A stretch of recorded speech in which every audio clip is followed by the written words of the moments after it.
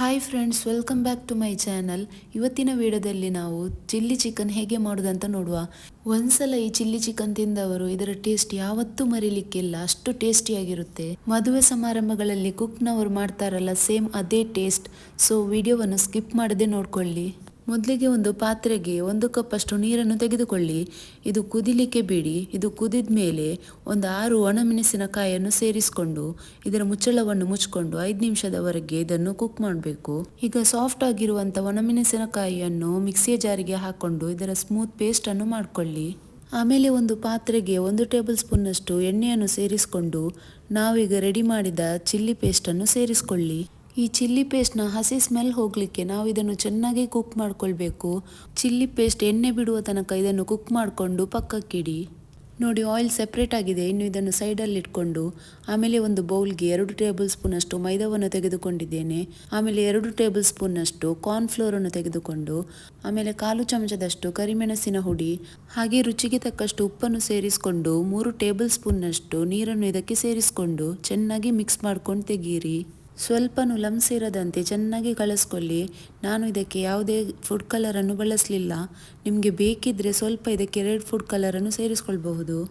ಆದರೆ ಈ ರೆಸಿಪಿಗೆ ಫುಡ್ ಕಲರ್ನ ಅವಶ್ಯಕತೆ ಇಲ್ಲ. ನಾವು ಚಿಲ್ಲಿ ಪೇಸ್ಟ್ ಹಾಕುವುದರಿಂದ ಇದರ ಕಲರ್ ತುಂಬಾ ಚೆನ್ನಾಗಿ ಬರ್ತದೆ.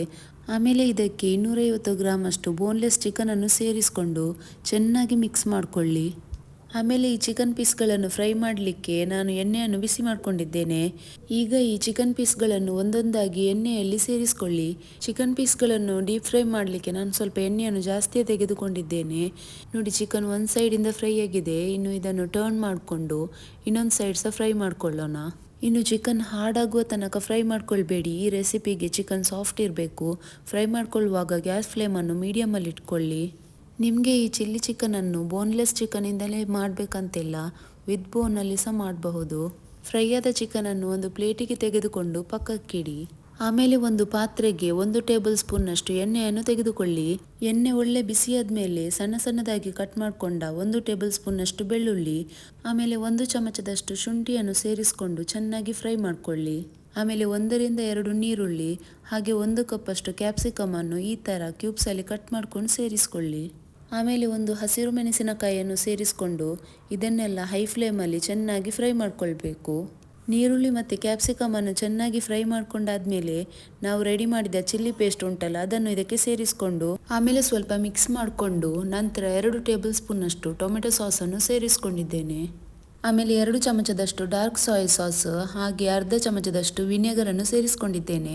ಆಮೇಲೆ ಒಂದು ದೊಡ್ಡ ಚಮಚದಷ್ಟು ಚಿಲ್ಲಿ ಚಿಕನ್ ಪೌಡರನ್ನು ಸೇರಿಸ್ಕೊಂಡು ಚೆನ್ನಾಗಿ ಮಿಕ್ಸ್ ಮಾಡ್ಕೊಂಡು ತೆಗಿತಿದ್ದೇನೆ. ಗ್ಯಾಸ್ ಫ್ಲೇಮನ್ನು ಹೈಯಲ್ಲೇ ಇಟ್ಕೊಂಡು ಒಂದು 30 ರಿಂದ 60 ಸೆಕೆಂಡ್ಸ್ ತನಕ ಇದನ್ನು ನಾನು ಕುಕ್ ಮಾಡ್ಕೊಳ್ತೇನೆ. ಆಮೇಲೆ ರುಚಿಗೆ ತಕ್ಕಷ್ಟು ಸ್ವಲ್ಪ ಉಪ್ಪನ್ನು ಸೇರಿಸ್ಕೊಂಡು ಅರ್ಧ ಚಮಚದಷ್ಟು ಕರಿಮೆಣಸಿನ ಹುಡಿಯನ್ನು ಸೇರಿಸ್ಕೊಂಡು ಚೆನ್ನಾಗಿ ಮಿಕ್ಸ್ ಮಾಡ್ಕೊಳ್ತೇನೆ. ಸಾಸ್ಗಳಲ್ಲಿ ಉಪ್ಪಿನಂಶ ಇರೋದ್ರಿಂದ ಉಪ್ಪನ್ನು ನೋಡ್ಕೊಂಡು ಸೇರಿಸ್ಕೊಳ್ಳಿ. ಆಮೇಲೆ 2 ಚಮಚದಷ್ಟು ಕಾರ್ನ್ಫ್ಲೋರಿಗೆ 1/4 ಕಪ್ ಅಷ್ಟು ನೀರನ್ನು ಸೇರಿಸ್ಕೊಂಡು ಚೆನ್ನಾಗಿ ಮಿಕ್ಸ್ ಮಾಡಿಕೊಂಡು ನಾವೀಗ ರೆಡಿ ಮಾಡಿದ ಚಿಲ್ಲಿ ಚಿಕನ್ ಮಸಾಲೆಗೆ ಸೇರಿಸ್ಕೊಳ್ಳುವ. ಇನ್ನು ಇದನ್ನೆಲ್ಲ ಚೆನ್ನಾಗಿ ಮಿಕ್ಸ್ ಮಾಡ್ಕೊಳ್ತಾ ಕಾರ್ನ್ಫ್ಲೋರ್ನ ಹಸಿ ಸ್ಮೆಲ್ ಹೋಗುವವರೆಗೆ ಇದನ್ನು ಸ್ವಲ್ಪ ಕುಕ್ ಮಾಡ್ಕೊಳ್ಬೇಕು.